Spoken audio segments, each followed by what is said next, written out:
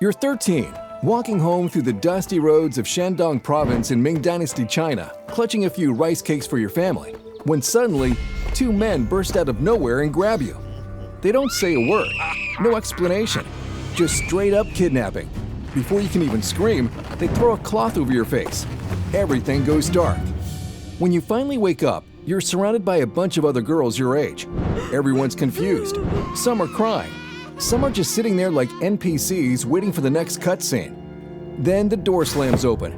3 soldiers walk in wearing imperial uniforms.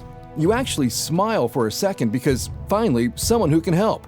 You stand, mouth open to explain everything. But before you get a word out, they shove another girl into the room like she's a sack of rice. Then they slam the door. That's when it hits you. You're not being rescued. You're being drafted. You're here to be a palace maid. And apparently, they skipped the polite part and went straight to the kidnapping. You bang on the door trying to get answers, because clearly someone made a mistake. Eventually, one of the soldiers storms in, already annoyed.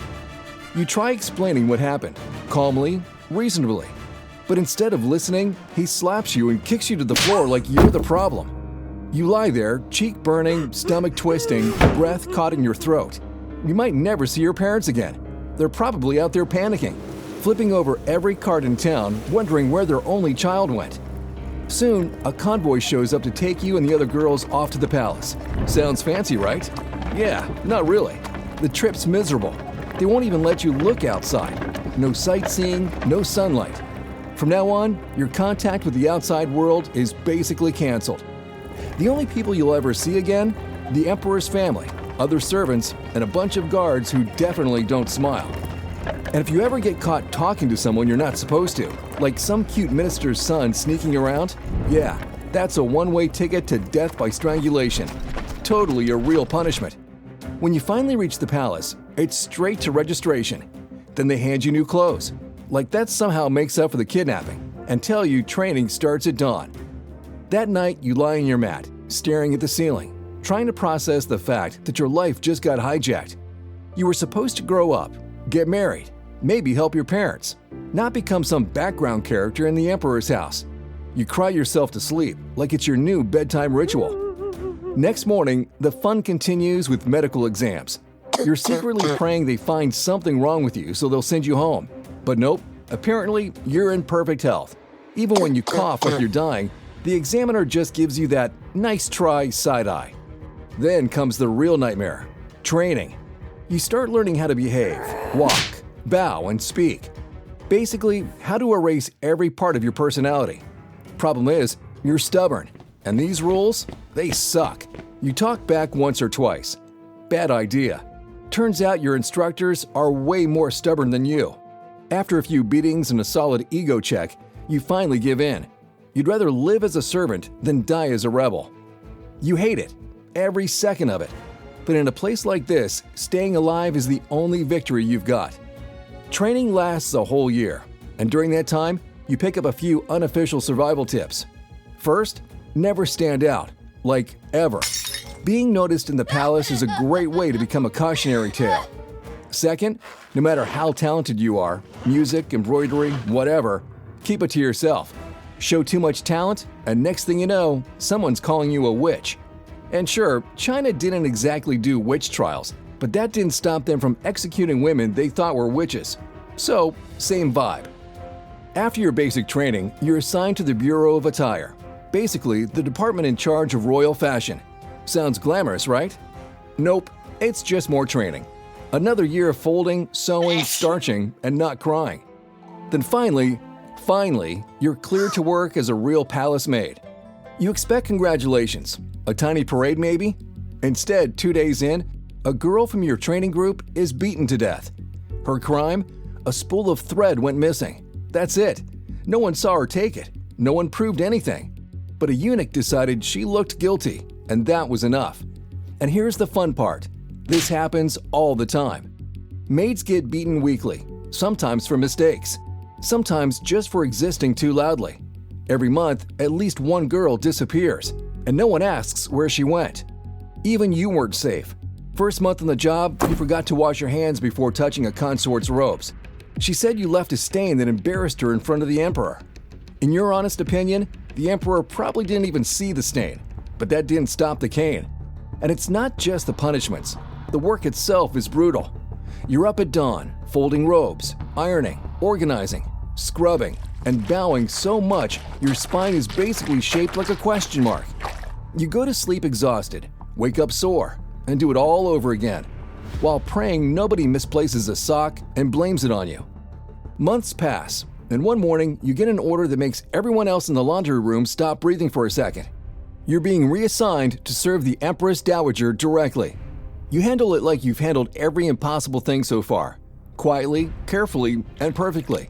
And apparently, that gets noticed. Before long, the Empress herself decides you're good enough to join her personal servants, which, on paper, sounds amazing. You've officially leveled up from beatable to somewhat valuable. Congratulations, you've unlocked temporary safety. But here's the thing about promotions in the palace. The higher you go, the sharper the knives get. Serving the Empress Dowager is the dream job for every maid in the palace. To you, it feels the same. Folding clothes, bowing, trying not to die. But to everyone else, you just became competition. And palace competition isn't about outworking someone. It's about outliving them. So you do what anyone with a sense of survival would. You start building your own little information network. Friends, spies, gossip carriers, whatever you can find to keep track of who's plotting against you this week. Because here, information isn't just power, it's protection. Unfortunately, your problems don't stop there. During one of the palace ceremonies, the emperor notices you, which in any other situation might sound like a compliment. But here, that's basically a death flag. You know the rule, attention gets you killed. A few days later, the emperor summons you to receive what they politely call imperial grace. That's not a compliment. That's code for what two adults do behind closed doors when one of them doesn't get to say no. Afterward, you feel used. Powerless, really. But you don't dare say a word. Not to your friends. Not even to the Empress Dowager. Because here, the emperor does whatever he wants. And anyone who questions that, they disappear. One night, your friends pull you aside. Faces tense. There's a rumor spreading. And it's bad. Some eunuchs are whispering that you must have bewitched the emperor. And here's the thing about being accused of witchcraft in ancient China. You don't get a trial. You get a death sentence. Before you can even process what's happening, you're thrown in the dungeon by order of the emperor himself. The same guy who summoned you, the same guy who used you, now suddenly thinks you used magic on him. You already know how this ends. Death. Tomorrow morning, you'll be executed for bewitching the Son of Heaven, which, let's be honest, is just palace speak for he did something gross and now it's your fault. There's only one person who might have the power to stop this, the Empress Dowager. So you make one final move. You ask a friend, the bravest one you have left, to beg the Empress for help. Chances of success? Close to zero. Why would the most powerful woman in China risk her reputation for a servant accused of black magic against her own son? But you try anyway, and then you wait. The whole night. Praying to every god you've ever heard of, and maybe inventing a few new ones along the way. No one comes. At sunrise, the guards show up. Cold faces, no words, just motioning you toward the end. You brace for death, but right before you leave the dungeon, a figure steps in front of the guards. It's the chief matron. She works directly for the Empress Dowager. She says the execution is canceled. You're to be returned to the Empress's service immediately. You barely believe it. You're standing there in shock, still expecting a knife to the throat. But instead, you're being unchained. Then it hits you. If the Empress hadn't stepped in, you'd already be dead. Not because you made a mistake, not because you broke a rule, just because someone powerful decided you were a problem. And now, somehow, you're still alive. You return to serve the Empress for another 20 years. You change roles a few times, climb the ranks, learn to navigate the palace politics like a pro. Congrats, you survived longer than most anyone expected. Then one day, they hand you a little money and send you home. You know, to finally go start the life they stole from you 2 decades ago. But when you arrive in your hometown, everything feels off. The streets are the same, but the faces aren't. The people you once knew, gone. The kids you used to run errands with, they're grown now, adults with their own lives, families, and memories that don't include you. Everyone stares at you as you walk by, like you're a ghost. Maybe you are.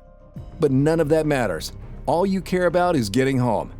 When you finally reach your family's farm, the first thing you notice is the house, falling apart like it's been abandoned for years. The fields are dead. Did they move? Did they die? You rush inside, heart pounding, and there she is. Your mother, still alive, barely. Shaking, feverish, skin like paper. You drop everything and care for her for days. And finally, when she's strong enough to speak, she tells you everything. They thought you were dead. Your father died from the grief. Your mother's been alone ever since, slowly fading away. She was ready to give up completely until you walked back through the door. And just like that, your life outside the palace begins. Except, what life? You've got enough money to survive for maybe a month. No one wants to hire or trade with you because palace maids come with baggage. Your reputation is stained, your mother can't work, and your entire skill set involves folding imperial robes and surviving political death traps. But even after everything, you don't give up. You live, because that's what you've always done. Even when they stole your childhood, even when they tried to kill you, you kept going. Because giving up, that was never an option.